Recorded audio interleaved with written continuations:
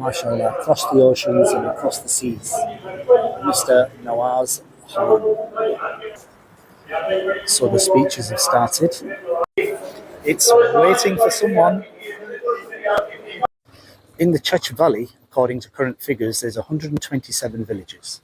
And this is the beautiful village of Kamalpur Musa. And on my left-hand side, I have Jamia Darul Haq Talim al-Islam. And this is the madrasa building. And this is the entry point to the Darul Ulum. And today is a very special day for Kamalpur Musa, because one of the huge issues, not only in Kamalpur Musa, but right across the world,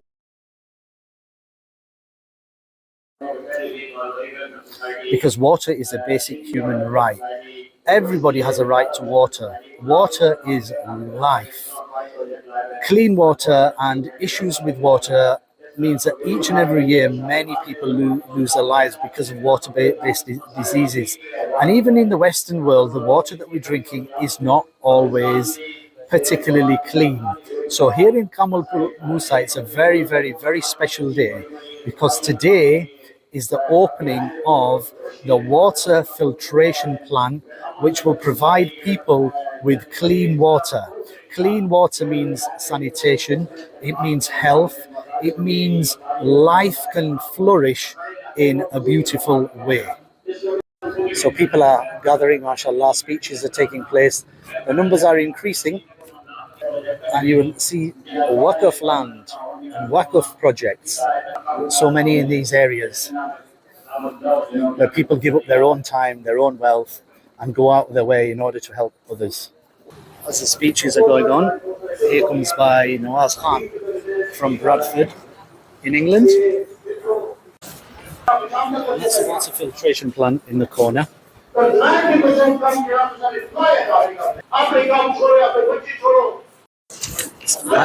High emotions from Bhai Nawaz.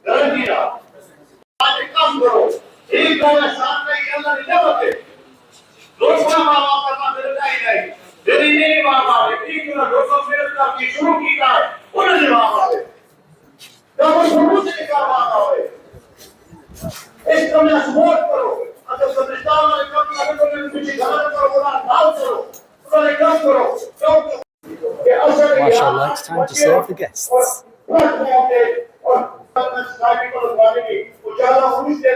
That's a massive teapot. The water filtration plant itself is in the middle of a beautiful little area. The water filtration plant is in a beautiful little area, and in the corner of the main forecourt of the Janazgah. So there's been hundreds of people that have been here during the day, and we already have a queue of people that are testing the water and drinking the water. So the plant itself will be open from tomorrow morning at 8 o'clock, where local people will have access to clean water. And there's someone else that's also arrived for clean water as well.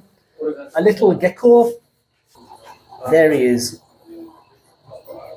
So look, water is a gift from Allah subhanahu wa ta'ala. Each and every drop comes from the treasures of Allah subhanahu wa ta'ala. And every single person throughout the world has a right to clean water. Millions of children every year suffer and die because they do not have access to clean water and sanitation. In certain rural areas of Pakistan where there's a lack of water, children and families will walk miles and miles and miles just to collect the water, and then they look after it like it's absolute gold, and they will use that to drink water. Now, where water is not available, I've seen many children and many families that will simply go to the nearest stream, and you will see them drinking contaminated water, which brings 1,000 problems of its own.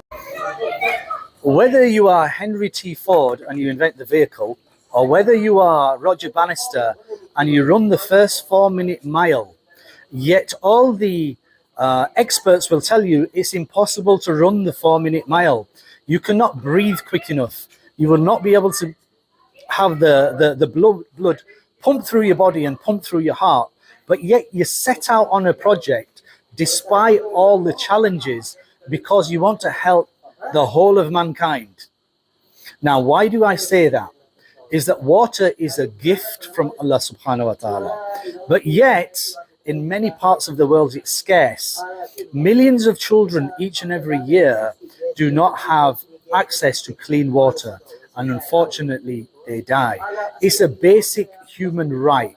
Everyone should have access to clean water. So, ladies and gents, today I'm in Kamalpur Musa, and today has been a great event, the opening of the water filtration plant.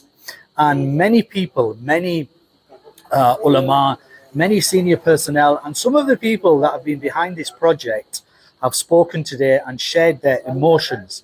But what I'm going to do right now is I'm now going to introduce you to the senior engineer for this project, who will give you a little bit of background of where it started, of the work that's happened, of what is required today, but what is also required in the future, and some of the issues that we have in this particular area of the Church Valley. So, ladies and gents, good old Yorkshire lads, I have Mr. Shisur Rahman, the senior engineer for this project. So, before we talk about the project by Shisur Rahman, you have been away from Bradford and been in Pakistan for some time. So, tell people a little bit about your background and why you came here as well. Bismillah ar-Rahman ar-Rahim. I've been here for a fairly long time, alhamdulillah. Initially I came to look after my parents, and obviously after their care, I've lived here for so long that I've become quite comfortable over here. So, you know, to me it seems like home, although, you know, being brought up in Bradford is also a home, but obviously we identify as people from this area, right? I've settled here, so you know, I feel quite comfortable over here. So it's been 10 years living here, and alhamdulillah, it's all good. Great, yeah. So I remember from the UK when you came to my house all those years ago. Repairing the boilers. Repairing boilers, and doing all the work in the new home and things like that as well. So then you've transitioned. So tell people of your professional background. Right, I started off in plumbing.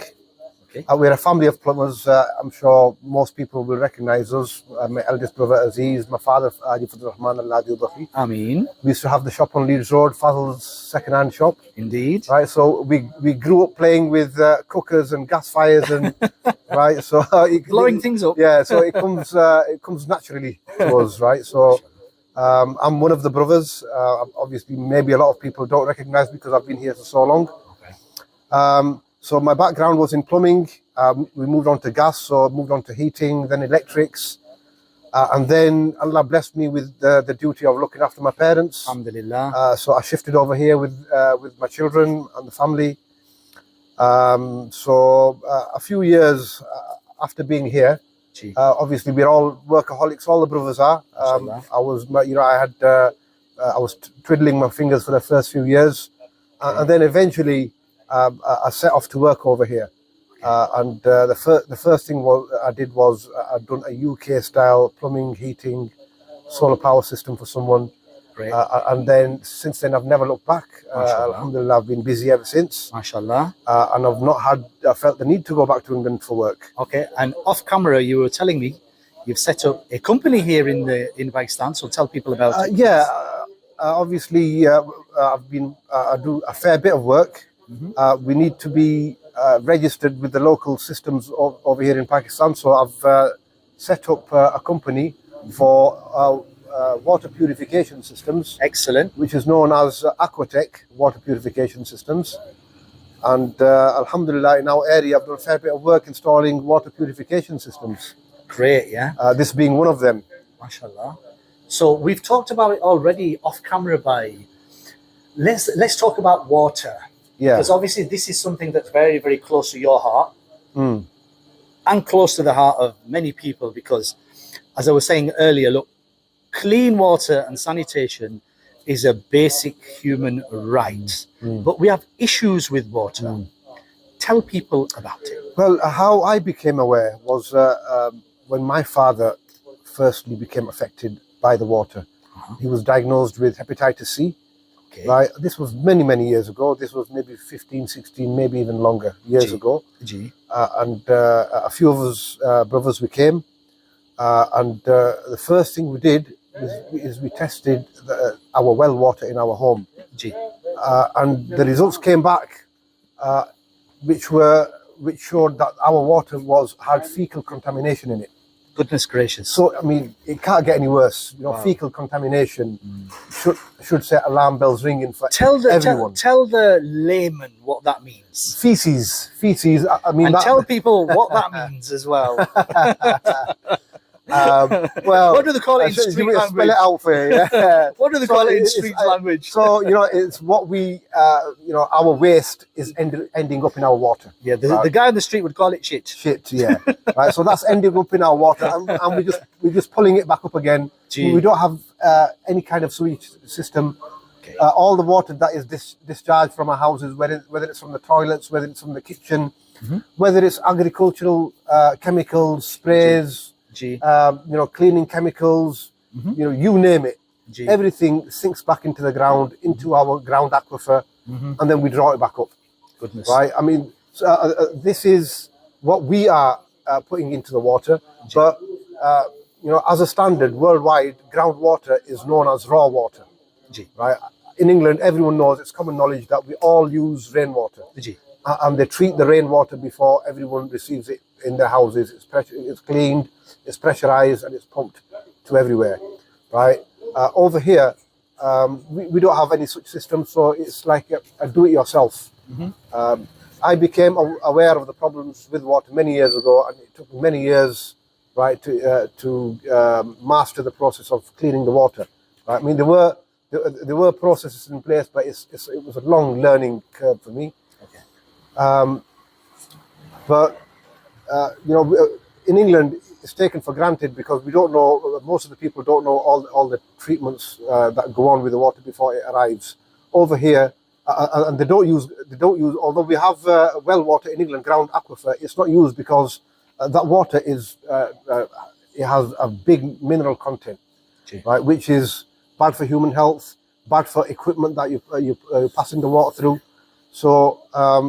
In them regards, we've got the same situation over here. We don't treat rainwater. We've got no systems of treating rainwater, and it's easier to treat rainwater than it is groundwater. Okay. Right. So the only thing we have is groundwater, and it has an extremely high level of mineral content. And on top of that, we are sending our own waste down there as well. Sure. Thank you. So it's a double whammy, really, what's going on. Okay, so I'm going to go over now to Mr. Nawaz Khan. Bye, Nawaz. I know you very well, mashallah. But once again, just give the world a little bit of your background. Again, another great Bradfordian, yes. Mashallah. Yeah, as you know, I am from Bradford, lived there all my life, been involved in various community-related projects there.